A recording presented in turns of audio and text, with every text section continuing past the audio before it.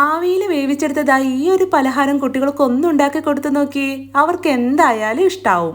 പാനിലേക്ക് കുറച്ച് നെയ്യ് ഒഴിച്ചു കൊടുത്ത് കുറച്ച് നട്ട്സും ഇട്ട് കൊടുത്ത് ഇതിന് ഈ നെയ്യിലിട്ട് ഒന്ന് ഇളക്കി മൂപ്പിച്ച് ഒരു 2 നേന്ത്രപ്പഴം കഷ്ണങ്ങളാക്കിയതും കൂടെ ചേർത്ത് കൊടുത്ത് നെയ്യിലിട്ട് ഒന്ന് ഇളക്കി വഴറ്റി ഇതൊന്ന് വഴണ്ടി വന്നു കഴിഞ്ഞാൽ ഇതിലേക്ക് 1 കപ്പ് ചിരവിയ തേങ്ങയും ചേർത്ത് 1 ടീസ്പൂൺ ഏലക്കാപ്പൊടിയും ഇട്ട് കൊടുത്ത് വീണ്ടും നന്നായി ഇളക്കി യോജിപ്പിച്ച് ഒരു ചെറിയ ഉരുള ശർക്കര 1/2 ഗ്ലാസ് വെള്ളത്തിൽ പാനിയാക്കിയതും കൂടെ ഒഴിച്ചു കൊടുത്ത് ഇനി ഈ ശർക്കര പാനിയിൽ കിടന്ന് നമ്മുടെ നേന്ത്രപ്പഴവും തേങ്ങയെല്ലാം ഒന്ന് വിളഞ്ഞ് ഒരുപാടൊന്നും ഡ്രൈ ആയി പോവാത്തതായി ഈ ഒരു പരുവത്തിൽ തീ ഓഫ് ചെയ്യാം.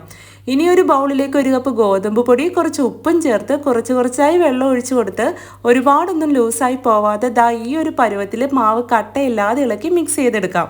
ഇനി ഈ മാവ് നമ്മുടെ നേന്ത്രപ്പഴം മിക്സിലേക്ക് ഒഴിച്ചു കൊടുത്ത് ഒരു തവി വെച്ച് ഇതുപോലെ നന്നായിട്ടൊന്ന് ഇളക്കി യോജിപ്പിച്ചെടുക്കുന്നുണ്ടേ.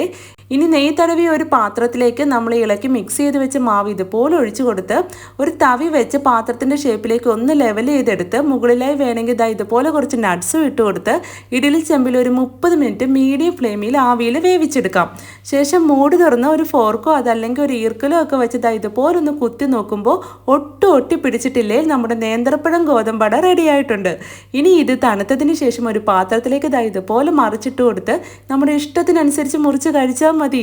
ഇത് കാണുമ്പോൾ തന്നെ അറിയത്തില്ല എത്ര സോഫ്റ്റ് ആണ്, അതുപോലെ കഴിക്കാനും സൂപ്പർ ടേസ്റ്റാണ്. കുട്ടികൾക്കൊക്കെ എന്തായാലും ഇഷ്ടമാവും. അപ്പോൾ എങ്ങനെയാ ഒന്ന് ട്രൈ ചെയ്ത് നോക്കുകയല്ലേ. അപ്പോൾ ഇതേപോലെയുള്ള ഈസി ആൻഡ് ടേസ്റ്റി റെസിപ്പീസിന് ഈ പേജ് ഒന്ന് ഫോളോ ചെയ്യാനും ലൈക്ക് ചെയ്യാനും മറക്കല്ലേ. അപ്പോൾ ഓക്കെ, ബൈ.